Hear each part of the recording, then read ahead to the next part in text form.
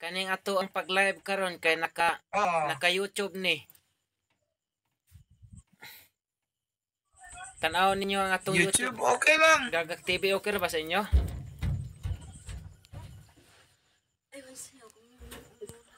Okay lang. Salamat. Diya karon may sa kuan ay.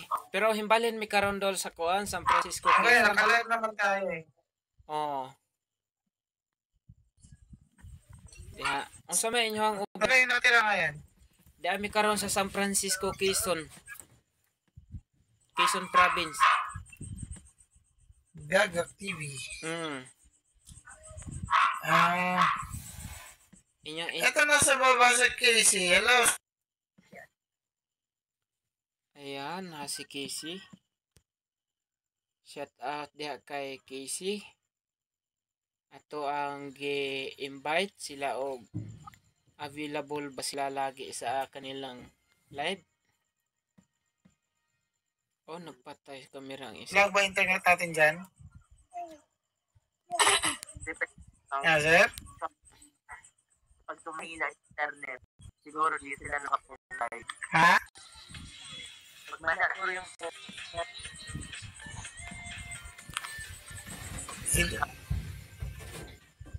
Mahina. Hi, shout out dia sa atong mga Tagasan po tayo, sir.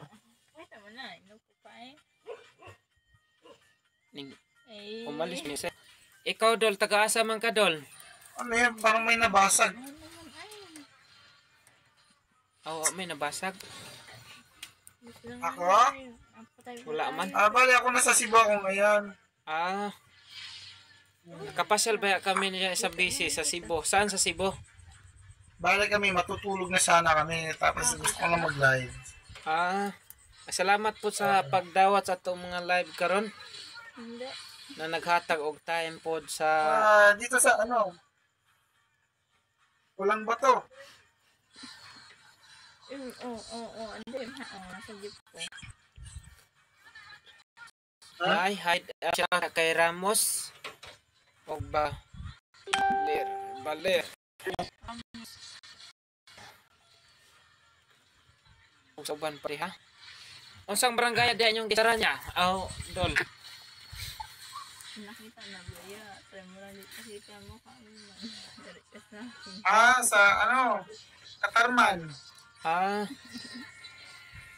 Unya, unsa may sitwasyon nato diha? Ning baba na bang ato ang produkto karon? Hila na sa bata suya. Himbaba naman siguro ato mga bakalon diha. Sa product? Sa inyong lugar. Kay siyempre makita siya. Makita ina sa social media.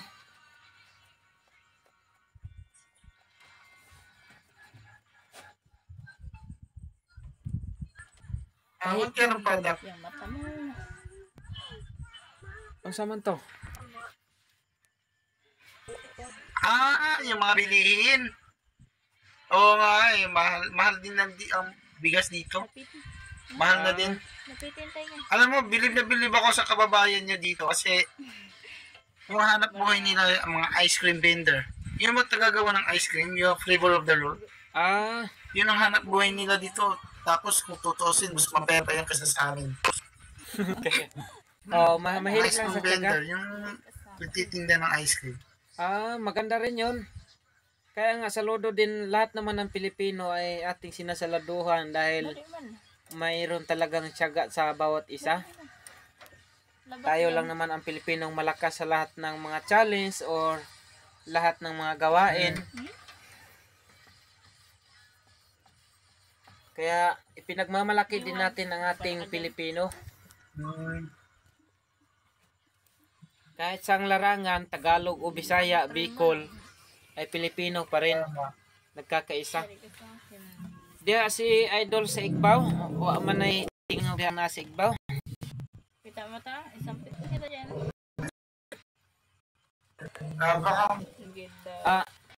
Pakibisita na lang po sa YouTube channel, sa TV. Makita na to ang ato ang upan karon. Open ko na. Diba?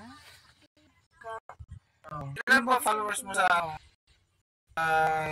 channel mo sa TV? Ano na eh, Yan lang di mo. 3,750. Ha? 3,150.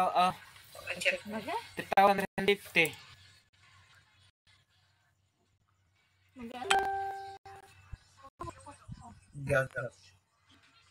Ito, ang pangit niyan. GEG. Wala ka. Ayan. Pagkanto, Yung salamat sa inyong bisita, lalong-lalo na sa ating YouTube channel ngayon. Support na lang tayo sa isa't isa. At kung nasaan man kayo ngayon ay doble ingat na lang din kayo.